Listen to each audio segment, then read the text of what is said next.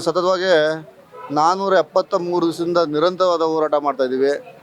ಈಗ ಮಾನ್ಯ ಡಿ.ಕೆ. ಶಿವಕುಮಾರ್ ಸಾಹೇಬರು ವಿಧಾನಸೌಧಕ್ಕೆ ಕರೆದಿದ್ದಾರೆ, ಅಲ್ಲಿ ಬಂದು ಮಾತಾಡಿ ಅಂತ. ಮಾನ್ಯ ಡಿ.ಕೆ. ಶಿವಕುಮಾರ್ ಸಾಹೇಬರಿಗೆ ರೈತಾಗಿ ನಾನು ಮನವಿ ಮಾಡ್ತಾ ಇದ್ದೀನಿ, ದಯವಿಟ್ಟು ಇಲ್ಲೇ ಬಂದು ಇಲ್ಲೇ ಚರ್ಚೆ ಮಾಡಿ, ಪರ ವಿರೋಧ ನೀವೇ ಚೆಕ್ ಮಾಡಿ, ನೀವು ಪರವಾಗಿದ್ದರೆ ನೀವು ಮಾಡ್ಕೊಳ್ಳಿ, ವಿರೋಧವಾಗಿದ್ದರೆ ದಯವಿಟ್ಟು ಕೈ ಬಿಡಿ ಅಂತ ಕೇಳ್ಕೊತೀನಿ. ಮತ್ತು ಈ ಭಾಗದ ಶಾಸಕರು ಹೇಳಿದ್ರು ಇಲ್ಲಿ ಬಂದರೆ ಗಲಾಟೆಗಳಾಯ್ತವೆ, ಅದಾಯ್ತವೆ ಇದಾಯ್ತವೆ ಅಂತ. ನಿಮ್ಮನ್ನ ಅತ್ಯಂತ ಹೆಚ್ಚಿನ ಮತಗಳಲ್ಲಿ ಆರಿಸಿ ಕಳಿಸಿರೋದು ಈ ಭಾಗದ ರೈತರುಗಳು. ನಿಮ್ಮ ಮೇಲೆ ಪ್ರೀತಿ ವಿಶ್ವಾಸ ಗೌರವ ಇರೋದಕ್ಕೆ ನಾನು ಇಲ್ಲಿ ಆರಿಸಿ ಕಳಿಸಿರೋದು. ನಿಮ್ಮ ಮೇಲೆ ಯಾರು ಜಗಳ ಮಾಡೋಕ್ಕೆ ಬರ್ತಾರೆ? ದಯವಿಟ್ಟು ಅದನ್ನೆಲ್ಲ ನೀವು ಮನಸ್ಸಲ್ಲಿ ಇಟ್ಕೋಬಾರ್ದು. ನೀವು ಬಂದು ಜನಗಳ ಹತ್ರ ಕೂತು ರೈತರ ಹತ್ರ ನಿಮ್ಮ ಸಮಸ್ಯೆ ಏನು ಅಂತ ಆಲಿಸ್ಬೇಕು. ಮತ್ತು ಮಾನ್ಯ ಜಿಲ್ಲಾಧಿಕಾರಿಯನ್ನು ನೀವು ಕರ್ಕೊಬರ್ಬೇಕಂತ ಮನವಿ ಮಾಡ್ತಾಯಿದ್ದೀವಿ. ಅವ್ರು 144 ಸೆಕ್ಷನ್ ಜಾರಿ ಹಾಕ್ಕೊಂಡು ಅಲ್ಲಿ ರೈತರುಗಳನ್ನೆಲ್ಲ ಒಳಗಡೆ ಬಿಡದೆ ಕೆಲವರು ಮಾತ್ರ 5 ಜನ 6 ಜನ ಬಿಟ್ಟರೆ ಹೆಂಗೆ? ಈ ಪರ ವಿರೋಧ ಅನ್ನೋದು ನೀವೇ ಹೇಳ್ತಾಯಿದ್ದೀರಾ. ಪರವಾಗಿರೋರನ್ನ ನಾವೇ ಹೇಳ್ತೀವಿ, ತಗೊಬಿಡಿ ಅವ್ರದ್ದು ಮೊದಲು. ವಿರೋಧವಾಗಿರೋರನ್ನ ಬಿಟ್ಬಿಡಿ ದಯವಿಟ್ಟು. ಪರವಾಗಿರೋರ್ಗೆ ಏನೇನು ತೊಂದರೆ ಇರ್ತದೆ, ಏನೇನು ಪ್ರಾಬ್ಲಮ್ ಇರ್ತದೆ ಅವ್ರು ತಗೊಬಿಡಿ. ವಿರೋಧವಾಗಿರೋ ರೈತರುಗಳನ್ನ ಬಿಟ್ಬಿಡಿ. ಯಾಕಂದರೆ ಇಲ್ಲಿ ಅತಿ ಸಣ್ಣ ರೈತರುಗಳಿರೋದು. ಈಗ ನೀವು ಮನೆ ನೋಟಿಫಿಕೇಷನ್ ಮಾಡಿದ್ದೀರಿ, ಅಲ್ಲಿ ಕಂಚಗಾನಹಳ್ಳಿ ಆಗಿರ್ಬೋದು, ಮಂಡಳ್ಳಿ ದೊಡ್ಡಿ ಆಗಿರ್ಬೋದು, ವಡರಹಳ್ಳಿ ಸರ್ವೆ ನಂಬರ್ ಹೊಸೂರು ಜಮೀನಾಗಿರ್ಬೋದು, ಅಲ್ಲಿ ನೀವು 490 ಎಕರೆನೋ ನೋಟಿಫಿಕೇಷನ್ ಮಾಡಿದ್ದೀರಿ. ಅದರಲ್ಲಿ 700 ಜನ ಪಾಣಿದಾರರು ಬಂದಿದ್ದಾರೆ. ಸರಿಸುಮಾರು ಅತಿ ಸಣ್ಣ ರೈತರು ಅಲ್ಲಿರೋರು. 1 ಎಕರೆ ಒಳಗಡೆ ಪಟ್ಟಿರೋರು 30 ಕುಂಟೆ ಇರೋರಿಗೆ 1.5 ಕೋಟಿ ದುಡ್ಡು ತೊಗೊಂಡ್ರೆ 3 ಜನ ಅಣ್ತಮ್ಮದಿರಿದ್ರೆ ಅವ್ರು ಏನು ಮಾಡ್ತಾರೆ? ಅವರು ನೀವು ಅರ್ಥ ಮಾಡ್ಕೋಬೇಕು. ದಯವಿಟ್ಟು ಈ ಭಾಗದ ಶಾಸಕರು, ನೀವು ಈ ಭಾಗದ ರೈತರ ನಾಡಿ ಮಿಡಿತ ಅರ್ಥ ಮಾಡ್ಕೊಂಡಿರೋರು, ಮುಂದಿನ ತಿಂಗಳೇ ಬಂದು ಈ ರೈತರ ಸಮಸ್ಯೆನ ಏನಂತ ಕೇಳಿ ದಯವಿಟ್ಟು ನೀವು ಇದಕ್ಕೊಂದು ಪರಿಹಾರ ಹುಡುಕೊಡ್ಬೇಕು. ಅದು ಬಿಟ್ಟು ನೀವು ಮಾಡೇ ತೀರ್ತೀನಿ ಅನ್ನೋದು ಅದು ನಿಮಗೆ ಶೋಭೆ ಅಲ್ಲ ಅಂತ ನಾನು ಹೇಳ್ತೀನಿ. ಯಾಕಂದರೆ ಈ ಭಾಗದಲ್ಲಿ ನೀವು ಒಂದು ಒಕ್ಕಲಿಗ ಸಮುದಾಯದಿಂದ ಆರಿಸಿ ಬಂದಿರೋರು. ಇಲ್ಲಿ 99% ಒಕ್ಕಲಿಗರೇ ವ್ಯವಸಾಯ ಮಾಡ್ತಾ ಇರೋದು. ನಿಮ್ಗೆ ಎಲ್ಲರೂ ಕೂಡ ಬೆಂಬಲವಾಗಿ ಅವತ್ತು ನಿಂತಿದ್ರು. ನೀವು ಮತ ಕೇಳಬೇಕಾದ್ರೆ ಜಾತಿ ಧರ್ಮ ಅಂತ ಹೇಳ್ಕೊಂಡು ಬರ್ತೀರಾ. ಇವತ್ತು ಒಕ್ಕಲಿಗ ಸಮುದಾಯ ಬೀದಿಲಿ ಬಿದ್ದಿದೆಯಲ್ಲ, ನೀವು ಯಾಕೆ ಏನು ಕೇಳ್ತಾ ಇಲ್ಲ? ನಿಮಗೆ ಮನವಿ ಮಾಡ್ತಾ ಇದ್ದೀವಿ, ನಾವೇನು ಆಗ್ರಹ ಮಾಡ್ತಾ ಇಲ್ಲ. ಬಾಲಕೃಷ್ಣ ಅವರೇ ನೀವು ಬರಲೇಬೇಕು ಅಂತ ಏನು ಆಗ್ರಹ ಮನವಿ ಮಾಡ್ತಾ ಇದ್ದೀವಿ. ಈ ಭಾಗದ ಒಬ್ಬ ರೈತನಾಗಿ ನಾವು ಮನವಿ ಮಾಡಿ ಹೇಳೋದಂದರೆ ಬಂದು ಇದ್ರಲ್ಲಿ ಏನಿದೆ ಗ್ರೌಂಡ್ ಕ್ಲಿಯರಿಟಿ ತಗೊಳ್ಳಿ. ಈಗ ಕೊಡೋರನ್ನ ಒಂದು ಕಡೆ ನಿಲ್ಲಿಸ್ಕೊಳ್ಳಿ, ಕೊಡೋರನ್ನ ಒಂದು ಕಡೆ ನಿಲ್ಲಿಸ್ಕೊಳ್ಳಿ. ಬೇಕಂದರೆ ನಿಮ್ಮ ಪ್ರಜಾಪ್ರಭುತ್ವದಲ್ಲಿ ಯಾರು ಬೇಕಾದರೂ ಕೇಳ್ಬೋದು. ಒಂದು ಓಟೇ ಮಾಡಿಸ್ಬಿಡಿ. ಅದಕ್ಕೆ ಭೂಮಿನ ಕೊಡುವಂಥ ರೈತರು ಒಂದು ಕಡೆ ನಿಂತ್ಕೊಳ್ಳಿ, ಭೂಮಿನ ಕೊಡದಿರೋಂಥ ಒಂದು ರೈತರುಗಳು ಒಂದು ಕಡೆ ನಿಂತ್ಕೊಳ್ತು ಅದಕ್ಕೆ ಓಟೇ ಮಾಡಿಸ್ಬಿಡಿ. ಅದರಲ್ಲಿ ಮೆಜಾರಿಟಿ ಆಫ್ ನೀವು ಕೊಡುವಂಥ ರೈತರು ಬಂದರೆ ಸಂಪೂರ್ಣವಾಗಿ ನೀವು ತಗೋಬೋದು. ನಾವು ಎದ್ಬಿಟ್ಟು ಆಚೆ ಬರ್ತೀವಿ. ಅದ್ರ ಬಿಟ್ಟು ಏನಾದರೂ ಕೊಡಲ್ಲ ಅಂತ ಜಾಸ್ತಿ ಬಂದರೆ ನೀವು ದಯವಿಟ್ಟು ಇಲ್ಲಿ ಕೈ ಬಿಡಬೇಕು ಅಂತಲೇ ಕೇಳ್ಕೊತೀವಿ.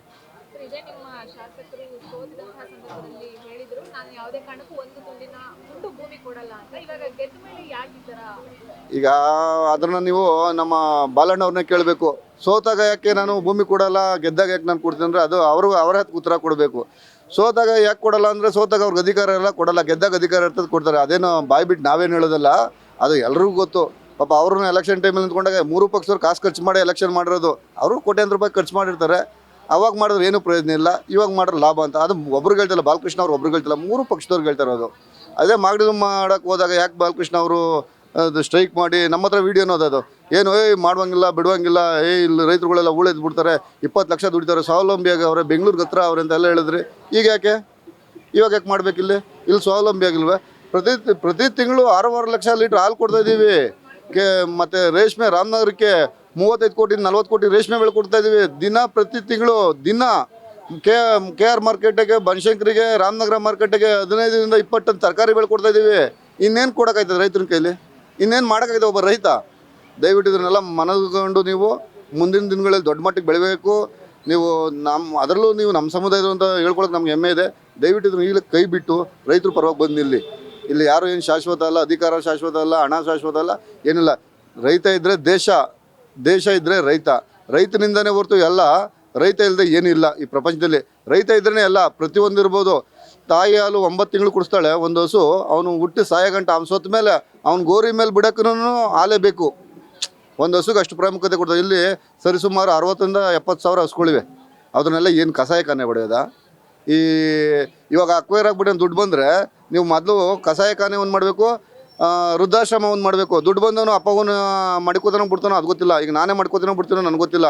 ಅವ್ರಿಗೆಲ್ಲ ಒಂದು ವ್ಯವಸ್ಥೆ ಮಾಡ್ಕೊಡ್ಬೇಕು. ನಿಮ್ಮ ಬಾಲಣ್ಣವರು ನಿಮ್ಮ ಮೇಲೆ ಒಂದು ವಿಶೇಷವಾದ ಗೌರವ ಅಭಿಮಾನ ಇದೆ. ದಯವಿಟ್ಟು ಈ ಭಾಗಕ್ಕೆ ಬಂದು ನೋಡಿ. ಈಗ ನೀವು ಪಕ್ಷದ ಟೈಮಲ್ಲಿ, ಯುಗಾದಿ ಹಬ್ಬದ ಟೈಮಲ್ಲಿ ನಿಮ್ಮ ತಂದೆ ತಾಯಿ ಗೌರಿಗಳಿಗೆಲ್ಲ ತೊಳ್ದು ಬಳ್ದು ನೀವೇ ಪೂಜೆ ಮಾಡಿ ಎಲ್ಲ ಮಾಡ್ತಾರೆ. ನಿಮಗೆ ನಿಮ್ಮ ತಂದೆ ತಾಯಿ ಗೌರಿ ಮೇಲೆ, ನಿಮ್ಮ ತಾತ ಅಜ್ಜಿ ಗೌರಿ ಮೇಲೆ ಭಾಳ ಅಭಿಮಾನ. ನಮಗಿರಲ್ವಾ? ನೀವು ಶ್ರೀಮಂತರಾದ್ರೆ ದೊಡ್ಡದಾಗಿ ಗ್ರಾನೈಟಲ್ಲಿ ಕಟ್ಸ್ಕೊಂಡಿರ್ತಾರೆ, ನಾವು ಬಡವರಾದ್ರೆ ಸಿಮೆಂಟೆಲ್ಲ ಒಂದು ಕಲ್ಲನ್ನು ಇಟ್ಕೊಂಡಿರ್ತೀವಿ. ನಮಗೂ ನಮ್ಮ ತಂದೆಯವರು ಗೌರಿ, ನಮ್ಮ ತಾತನ ಗೌರಿ ಅಂತ ನಮಗೂ ಒಂದು ಅಭಿಮಾನ ಇರ್ತದೆ. ನೀವು ದಯವಿಟ್ಟು ಇದನ್ನೆಲ್ಲ ಇದು ಮಾಡ್ಕೋಬೇಕು. ನಾವು ಯಾವುದೇ ಪಕ್ಷದ ಬರುವಾಗ ಮಾತಾಡ್ತಾ ಇಲ್ಲ, ರಾಜಕಾರಣ ಬಂದಾಗ ರಾಜಕಾರಣ ಮಾಡ್ಕೊಳ್ಳಿ. ಈಗ ನಾವು ನೋಡ್ತಾ ಇದೀವಲ್ಲ, ಬೆಂಕಿ ಬಾಂಡ್ಲಿಲ್ ಹಾಕಿ ಬೇಯಿಸಿದ್ರು ಕುಮಾರಸ್ವಾಮಿ, ನೀವು ಬೆಂಕಿಗೆ ತಾಕಿದ್ದೀರಾ. ಬಾಂಡ್ಲಿಲ್ ಬೇಯ್ತಿದ್ದೋ ನಾವು, ಇದನ್ನು ತಗೋಗಿ ಬೆಂಕಿ ಹಾಕಿದ್ದೀರಾ. ಇದನ್ನು ಈಗಲೇ ಕೈ ಬಿಡಬೇಕು. ಇದು ರೈತರ ಆಗ್ರಹ, ಕೈ ಬಿಟ್ಟು ರೈತರಿಗೆ ನೀವು ಬಂದು ಸ್ಪಂದಿಸ್ಬೇಕಂತ ಕೇಳ್ಕೊತೀನಿ. ಮೇಡಮ್ನವರೇ, ಈಗ ಕುಮಾರಸ್ವಾಮಿ ಕಾಲದಲ್ಲಿ ಸ್ಟಾರ್ಟ್ ಆಗಿತ್ತು. ಕುಮಾರಸ್ವಾಮಿ ಅವ್ರು ಪ್ರಾಜೆಕ್ಟ್ ಮಾಡೋಕ್ಕೆ ಬಂದರು. ಆಮೇಲೆ ಆವಾಗ ನಾವೆಲ್ಲ ಚಿಕ್ಕ ಹುಡುಗರು, ನಾವು ಸುಮ್ಮನೆ ಸುಳ್ಳೆಲ್ಲ ಹೇಳೋಕ್ಕಾಗಲ್ಲ. ಈಗ ಆ ಟೈಮಲ್ಲಿ ಇದೇ ನಮ್ಮ ಡಿ.ಕೆ. ಶಿವಕುಮಾರ್ ಸಾಹೇಬರು ಇಲ್ಲೇ ಬೈರ್ಮಂಗ್ಲ ಗೌರ್ಮೆಂಟ್ ಸ್ಕೂಲ್ ಹತ್ರ ಕರ್ಕೊಬಂದು 30 ಜನ ಕಾಂಗ್ರೆಸ್ ಶಾಸಕರನ್ನ ಕರ್ಕೊಬಂದು ಸಭೆ ಮಾಡಿ ಧರಣಿ ಮಾಡಿ ಹೋದರು. ಏನು ಯಾವುದೇ ಕಾರಣಕ್ಕೂ ಭೂಮಿ ಕೊಡುವಂಗಿಲ್ಲ ಅಂತ. ಕುಮಾರಸ್ವಾಮಿ ಅವರು ತಾಯಿ ಹೃದಯ ಕರೆಸಿದ್ರು ಕೃಷ್ಣಾಗೆ 3 ಸತಿ ರೈತರುಗಳನ್ನ ಕೂಣಿಸಿ ಸೌರಗೆ ಏನಂತ ಹೇಳೋಕ್ಕೆ, ನಮ್ಮ ಭಾಗದ ರೈತ ಹೆಣ್ಮಕ್ಳುಗಳು ರೈತರೆಲ್ಲ ಬೇಡ ಈ ಪ್ರಾಜೆಕ್ಟ್ ಮಾಡೋರು, ನಾವು ಬೀದಿ ಬಂದ್ಬಿಡ್ತೀವಿ, ನಮ್ಮ ಹತ್ರ ಕಡಿಮೆ ಜಮೀನು ಅಂತ ಹೇಳಿದ್ರು. ಸರಗೊಡ್ಡಿ ಬೇಡಿದ್ರು ರೈತರುಗಳು. ಅವಾಗ ಕುಮಾರಣ್ಣ ಏನು ಮಾಡಿದ್ರು, ರೈತರು ವಿರೋಧ ಮಾಡ್ಕೊಂಡು ನಾನು ಯಾಕೆ ಪ್ರಾಜೆಕ್ಟ್ ಮಾಡ್ಬೇಕಂತ ಕೈ ಬಿಟ್ಟರು. ಆದರೆ ಕುಮಾರಣ್ಣ ಅವ್ರು ಮಾಡೋದು ಒಂದು ಏನಂದರೆ ರೆಡ್ ಝೋನು ಹಾಗೆ ತೆಗಿಬೇಕಾಗಿತ್ತು, ಅದೊಂದು ಬಿಟ್ಟರು. ನಾವೇನು ಕುಮಾರಣ್ಣನ ಪರವಾಗಿ ನಾವು ಮಾತಾಡ್ತಾಯಿಲ್ಲ, ಡಿ.ಕೆ. ಶಿವಕುಮಾರ್ ವಿರೋಧ ಮಾತಾಡ್ತಾಯಿಲ್ಲ. ಅವತ್ತು ಭೂಮಿಗೋಸ್ಕರ ಹೋರಾಟ, ಇವತ್ತೇಕೆ ಸನ್ಮಾನ್ಯ ನಮ್ಮ ಡಿ.ಕೆ. ಶಿವಕುಮಾರ್ ಸಾಹೇಬರು ಮಾರಾಟ? ಅವತ್ತು ಹೋರಾಟ, ಇವತ್ತು ಮಾರಾಟ. ಏನಂತ ನಮ್ಗೆ ಇದು ಅರ್ಥ ಆಯ್ತಲ್ಲ. ಇದರಲ್ಲಿ ಈ ರಾಜಕೀಯ ಪಕ್ಷದವ್ರ ಕಡೆಯಿಂದ ಇನ್ಕ್ಲೂಡ್ ರೈತರುಗಳೇ ಬೀದಿಗೆ ಬಿದ್ದಿರೋದು.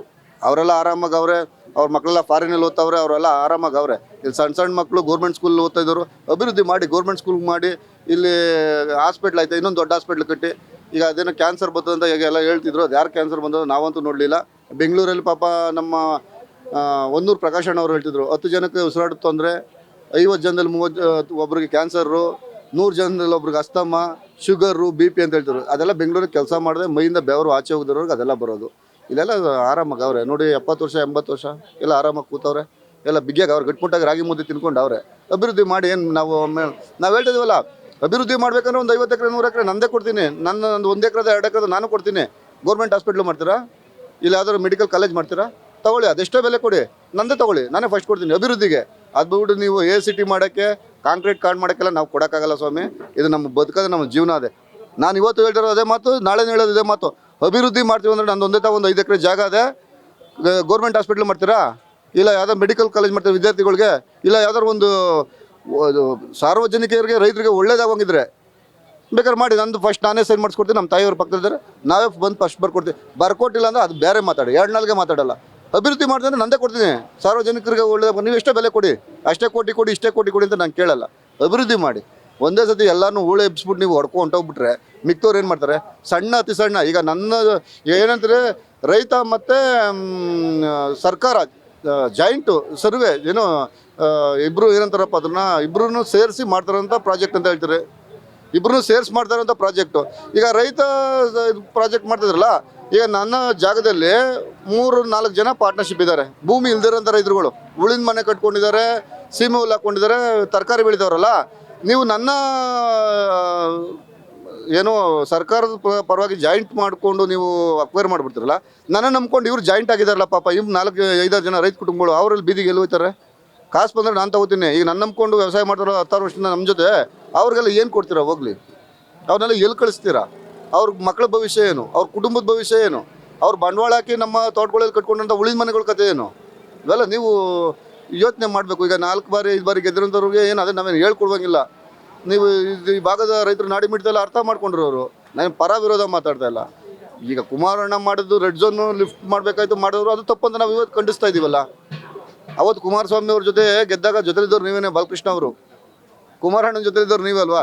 ನಾವು ಕೂತಿದ್ವಾ? ಕುಮಾರಣ್ಣ ಮಲ್ಕೊಂಡ್ರೆ ತಲೆದಿನ ಪಕ್ಕ ಕೂತಿದ್ದವ್ರು ನೀವೇನೇ. ಅವತ್ತು ಹೇಳ್ಬೋದಣ್ಣ, ನಂದಗುಡಿ, ಸೋಲೂರು ಇವೆಲ್ಲ ಬಿಟ್ವಲ್ಲ ಅಣ್ಣ, ಇದನ್ನು ರೆಡ್ ಝೋನ್ ಲಿಫ್ಟ್ ಮಾಡಿ ಅಂತ ಹೇಳ್ಬೇಕಾಗಿತ್ತು ಬಾಲಣ್ಣ ಅವರು. ಅದೇನಾಗಿತ್ತು ಅವಾಗ ಹೇಳಲಿಲ್ಲ. ಈಗ ನಾವು ಅದ್ರ ಬಗ್ಗೆ ನಾವು ಚರ್ಚೆ ಮಾಡೋಕ್ಕೆ ಹೋಗಲ್ಲ. ಕೊಡೋರ್ದು ತಗೋಬೋದು. ನಾವು ಹೇಳ್ತಿದ್ದೀವಲ್ಲ, ನಾವು ಭೂಮಿ ಕೊಡೋಕೆ ಇಷ್ಟ ಇಲ್ಲ. 60% ಜನ ತಗೋಬಿಡಿ, 40% ಬಿಡಿ. ಈಗ 60% ಹೇಳ್ತಾರಲ್ಲ, ಸಾಬೀತು ಮಾಡಲಿ. ಈಗ ನಾವು 60% ಹೇಳವ್ರೆ, 60% ಜನ ಯಾರು ಸಾಬೀತು ಮಾಡಿ ತಗೊಳ್ಳಿ, ಕೊಡೋರ್ಗೇನು ತೊಂದರೆ ಇಲ್ಲ. ನಾವು ಹೇಳ್ತಿದ್ದೀವಲ್ಲ, ಅವ್ರ ಕಷ್ಟಗಳು ಏನೋ ಗೊತ್ತಿಲ್ಲ. 60% ಒಪ್ಕೊಂಡಿರೋರು ಯಾರ್ಯಾರಿದ್ದಾರೋ ನೀವು ತಗೊಳ್ಳಿ, ನಮಗೇನು ತೊಂದರೆ ಇಲ್ಲ. ನಮ್ಗೆ ಬೇಡ, ನಮಗೆ ನಾವು ಈ ಥರ ಜೀವನ ಮಾಡ್ತಾರೆ. ನಾನು ಆದರೂ ಒಂದು ಪಾಯಿಂಟ್ ಹೇಳಿದ್ದೀನಿ ಮೇಡಮ್ನವರೇ, ಸರ್ಕಾರಕ್ಕೆ ಮತ್ತು ಸಾರ್ವಜನಿಕರಿಗೆ ರೈತರಿಗೆ ಉಪಯೋಗ ಆದರೆ ಮೆಡಿಕಲ್ ಕಾಲೇಜ್ ಕಟ್ತೀರಾ ಕೊಡ್ತೀನಿ ಅಂತ ಹೇಳಿದ್ದೀನಿ ಜಾಗ. ನನಗೆ ಎಷ್ಟೋ, ನೀವು ಈಗ 2.5 ಕೋಟಿ ಕೊಡ್ತಾರೆ, 2 ಕೋಟಿನೇ ಕೊಡಿ, ಪರವಾಗಿಲ್ಲ, ಸಾಕು. ಜನಗಳು ಅನುಕೂಲ ಆಗುವಂಥ ಕೆಲಸ ಮಾಡಿ. ಇಲ್ಲ ಹಾಸ್ಪಿಟ್ಲ್ ಮಾಡ್ತೀರಾ, ಕ್ಯಾನ್ಸರ್ ಹಾಸ್ಪಿಟ್ಲ್ ಮಾಡ್ತೀರಾ, ಅದು ಸಿಕ್ಕಾಪಟ್ಟೆ ಕ್ಯಾನ್ಸರ್ ಈ ಕಡೆ ಮಾಡಿ. ಇಲ್ಲಾಂದರೆ ಯಾರೋ ಒಳ್ಳೊಳ್ಳೆ ಉದ್ಯೋಗ ಬರುವಂಥ ಚಿಕ್ಕದಾಗಿ ಮಾಡಿ. ಒಂದೇ ಸತಿ 9,600 ಎಕರೆ 26 ಹಳ್ಳಿ ರೈತರುಗಳನ್ನ ಒಂದೇ ಸತಿ ಒಕ್ಕಲೆಬ್ಬಿಸುವಂಥ ಕೆಲಸ ಮಾಡಬೇಡಿ. ದಯವಿಟ್ಟು ನೀವು ಮನವಿ ಮಾಡಿ ಹೇಳ್ತಾ ಇದ್ದೀನಿ. ಸತತವಾಗಿ 1.5 ವರ್ಷದಿಂದ ಧರಣಿ ಮಾಡ್ಕೊಂಡು ಬಂದಿದ್ದೀರಾ, ಆಕ್ರೋಶವನ್ನು ವ್ಯಕ್ತಪಡಿಸ್ತಾ ಇದ್ದೀರಾ, ಆದ್ರೂ ಕೂಡ ಸರ್ಕಾರ ಯಾವುದೇ ಒಂದು ಪರ್ಟಿಕ್ಯುಲರ್ ಆಗಿ ಏನು ಮಾತಾಡ್ತಾ ಇಲ್ಲ ಇದ್ರ ಬಗ್ಗೆ. ಮೇಡಮ್ನವ್ರೆ, ನಾವು ಏನು ಇದ್ರ ಬಗ್ಗೆ ನಾವು ಏನು ಹೇಳೋಕ್ಕಾಯ್ತಾ ಇಲ್ಲ.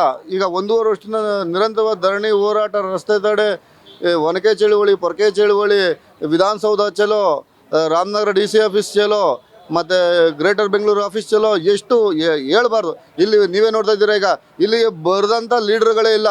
ನಾವು ಯಾರನ್ನೂ ಆಹ್ವಾನ ಮಾಡಿಲ್ಲ. ಈಗ ಯತ್ನಾಳ್ ಸಾಹೇಬರು ಬಂದರು, ನಾವು ಉತ್ತರ ಕರ್ನಾಟಕ ಹೋಗ್ಬಿಟ್ಟು ಕರೆಯೋಕ್ಕಾಯ್ತದ ಬಂದ್ರಿ ಅಂತ. ಈ ಭಾಗದಲ್ಲಿ ನೋಡಿ ಎಲ್ಲರೂ ಬರ್ತಿದ್ದಾರೆ. ಈಗ ನೋಡಿ, ಈಗ ದಲಿತ ಸಂಘಟನೆಯವ್ರು ಬರ್ತಿದ್ದಾರೆ, ನಮ್ಮ ದಲಿತರಿಗೆ ಈ ಭಾಗದಲ್ಲಿ ಮೋಸ ಆಯ್ತದೆ ಅಂತ. ರೈತರನ್ನಾಗ ಬಿಡೋಕ್ಕೆ ಎಲ್ಲರೂ ಸಪೋರ್ಟ್ ಮಾಡ್ತಾರೆ. ಈಗ ಉದ್ಯಮಿಗಳಿಗೆ ಯಾರೂ ಸಪೋರ್ಟ್ ಮಾಡಲ್ಲ. ಉದ್ಯಮಿಗಳಿಗೆ ಸಪೋರ್ಟ್ ಮಾಡಿ ಉದ್ಯಮಿಗಳಿಗೆ ದೇಶ ಆಳ್ಬೇಕಾಗಿದ್ರೆ ಅಂಬಾನಿ, ಅದಾನಿ, ಟಾಟಾ ಬಿರ್ಲಾ ಅವರೇ ಈ ದೇಶದ ಪ್ರಧಾನಮಂತ್ರಿ, ಮುಖ್ಯಮಂತ್ರಿಗಳೆಲ್ಲ ಅವರೇ ಆಗ್ತಿದ್ರು ಹೊರತು ಆಗ್ತಿಲ್ಲ. ಜನರ ಜೊತೆ ಸ್ಪಂದಿಸೋದಕ್ಕೇನೆ ಹೇಳ್ದೆ. ಈ ಭಾಗದ ಬಾಲಕೃಷ್ಣ ಅವ್ರಿಗೂ ಹೇಳ್ತಿರೋದನ್ನೇ, ನೀವು 5 ಸತಿ ಗೆಲ್ಲಕ್ಕೆ ನಿಮ್ಮ ಒಳ್ಳೆತನದಿಂದನೇ 5 ಸತಿ ಗೆದ್ದಿದ್ರಿ, 1 ಸತಿ ಸೋತ್ರಿ. ನೆಕ್ಸ್ಟು ನೀವು ಗೆಲ್ಲಬೇಕಂದ್ರೆ ಈ ಅಭಿವೃದ್ಧಿ ಕಡೆ ಗಮನ ಕೊಡಿ. ಇದ್ಬಿಟ್ಟು ರಸ್ತೆಗಳು ಕೊಡಿ. ಈಗ ಹೋಗೋಕ್ಕಾಗಲ್ಲ.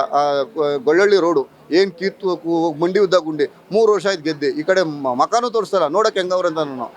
ನಾನು ಬಾಲಕೃಷ್ಣ ಅವ್ರ ಬಗ್ಗೆ ಮಾತಾಡ್ಬಿಟ್ರೆ ನಾನು ದೊಡ್ಡವನಾಗ್ಬಿಡ್ತೀನಿ ಅಂತ ಹೇಳ್ತಾ ಇಲ್ಲ. ಅಲ್ಲ, ಬರಲಿಲ್ಲ, ಬನ್ನಿ, ಈ ಥರ ಸಣ್ಣ ಪುಟ್ಟ ಸಮಸ್ಯೆಗಳನ್ನ ಬಗೆಹರಿಸಿ, ಮೆಡಿಕಲ್ ಕಾಲೇಜ್ ತನ್ನಿ, ಹಾಸ್ಪಿಟ್ಲ್ಗಳು ತನ್ನಿ, ಅಭಿವೃದ್ಧಿ ಮಾಡಿ, ಬಡವ್ರಿಗೆ ಸಹಾಯ ಮಾಡಿ. ಆಮೇಲೆ ಕಡಿಮೆ ಬೆಳೆದ ಬಿತ್ತನೆ ಬೀಜ ಕೊಡಿಸಿ. ಈಗ ಮೇವು, ಈಗ ಬಿತ್ತನೆ ಟೈಮು ಮೇವುಗಳು ಸಿಗ್ತಾಯಿಲ್ಲ, ರಸಗೊಬ್ಬರಗಳು ಸಿಗ್ತಾಯಿಲ್ಲ, ರೈತರಿಗೆ ಒಳ್ಳೊಳ್ಳೆ ಸಲಕರಣೆಗಳು ಸಿಗ್ತಾಯಿಲ್ಲ. ಅವೆಲ್ಲ ಕೊಡಿಸಿ, ಅವೆಲ್ಲ ಅಭಿವೃದ್ಧಿ ಪಡಿಸಿ, ರೈತರ ಕೈನ ಬಲಪಡಿಸಿ ಅಂತ ಕೇಳ್ಕೊತೀನಿ ನಾನು ಬಾಲಕೃಷ್ಣ ಅವ್ರನ್ನ.